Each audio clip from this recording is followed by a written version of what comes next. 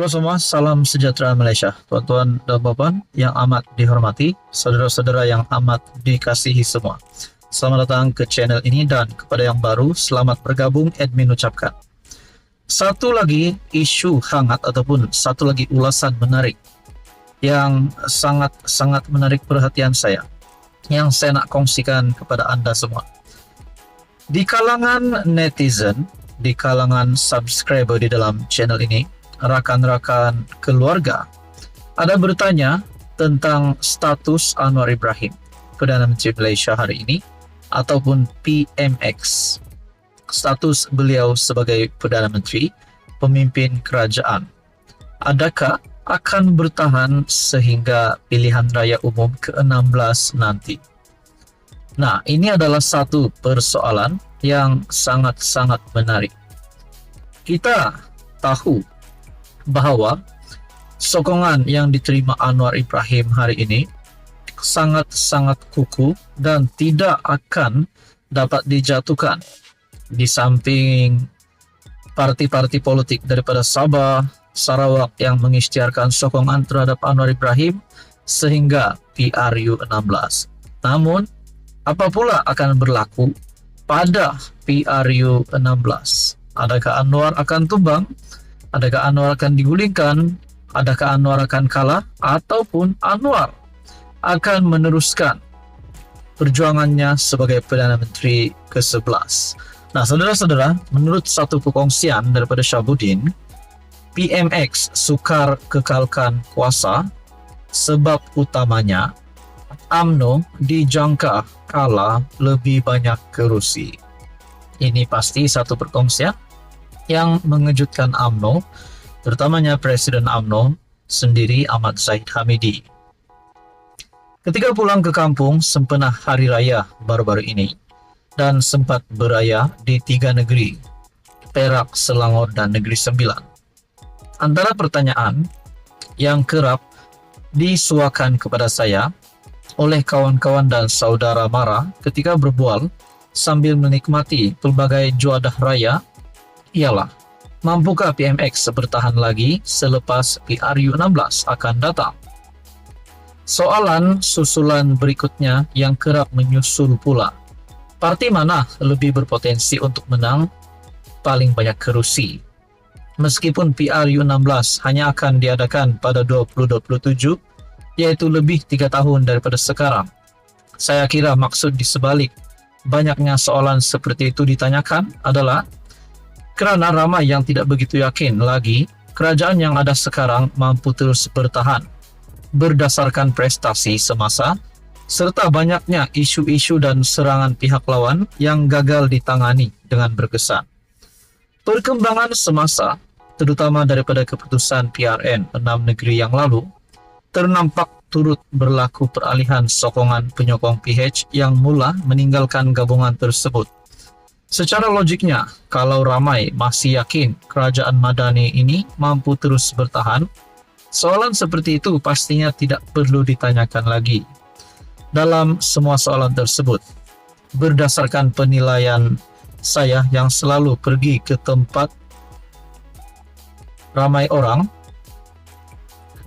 pergi ke banyak tempat dan bertemu orang ramai, sambil memerhati sikap kebanyakan rakyat terhadap kerajaan, secara jujur saya dapati tidak mudah, bahkan mungkin amat sukar bagi PMX mempertahankan jawatannya untuk penggal kedua.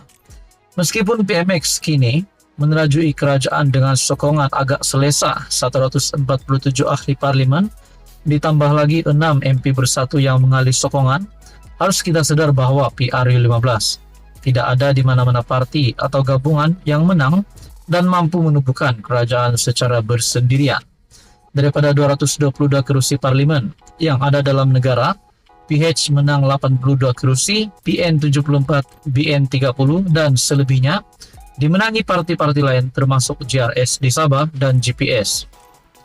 Daripada 82 kerusi PH, DAP memiliki 40, PKR 31, Amanah 8, APKO 2, dan satu lagi kerusi atas nama Syed Saddiq, Syed Abdul Rahman melalui persefahaman PH dengan mudah. Bagi PN pula, daripada 74 kerusi yang dimenangi, 43 kemenangan PAS dan 31 oleh Bersatu. Sementara 30 kursi yang dimenangi BN, 26 adalah UMNO, MCA2, MIC dan PBRS masing-masing 1 kursi. Berjayakah PMX menjadi Perdana Menteri? Selain bukan kerana cukup jumlah yang dimenangi, PH secara sendirian berhak. Nah, saudara-saudara, persoalannya pada PRU16. Kalau ada peralihan sokongan daripada PH kepada PN, adakah penarikan ataupun magnet yang menarik sokongan PH itu adalah daripada parti Bersatu?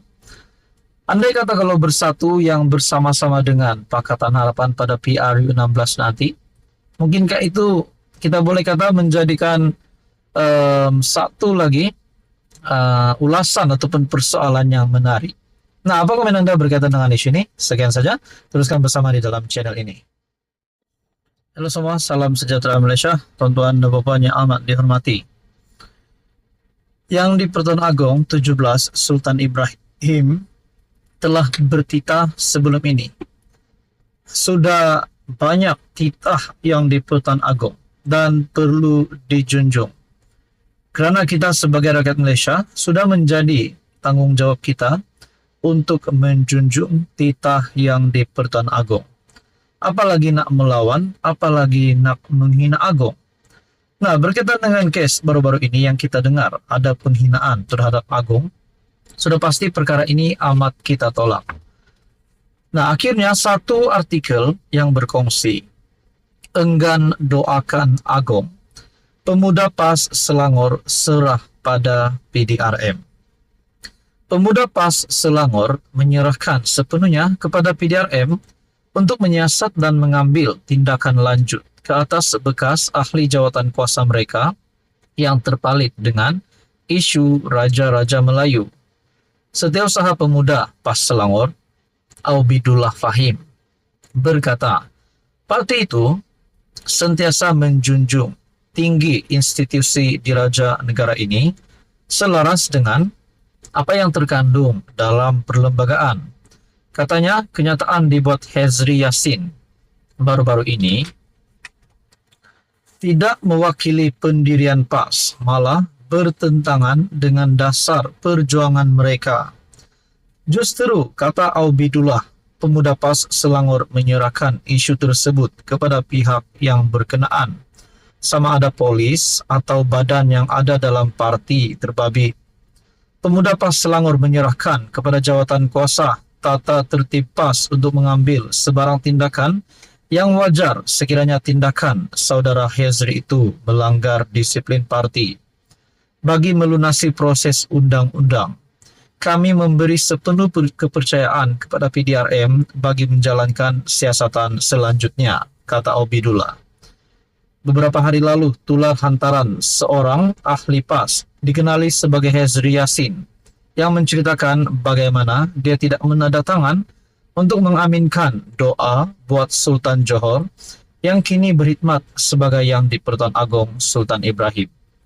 Makna kata seorang ahli PAS yang dikenali sebagai Hezri Yassin yang menceritakan bagaimana dia tidak menadakan tangan untuk mengaminkan doa buat Sultan Johor.